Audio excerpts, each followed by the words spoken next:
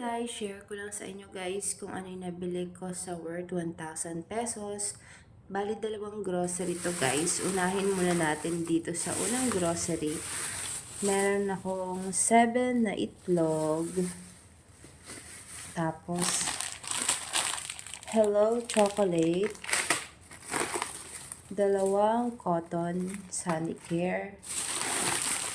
Egg cracklets. UFC Sweet Filipino Style Spaghetti Sauce, garlic powder,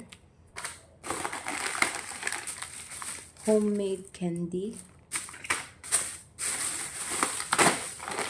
Copico candy, Century Tuna Flakes and oil, cooking oil,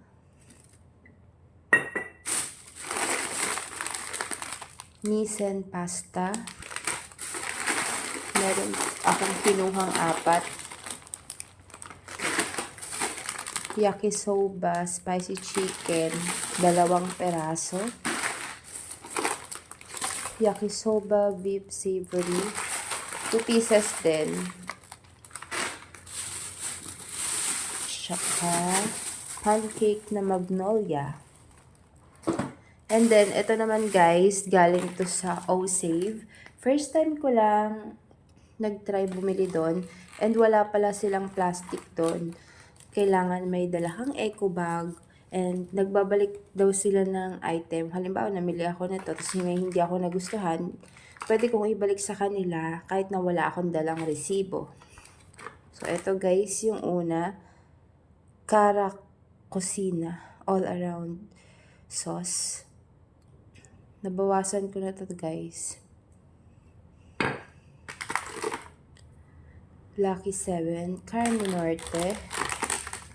2 peraso yung kinuha ko nito.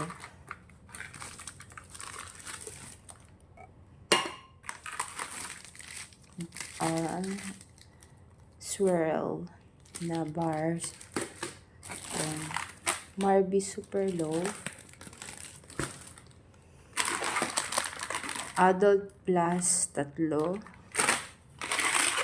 Ito, first time ko lang tong try. 3-in-1 instant coffee mix. Vinegar na cane. 1 tang orange.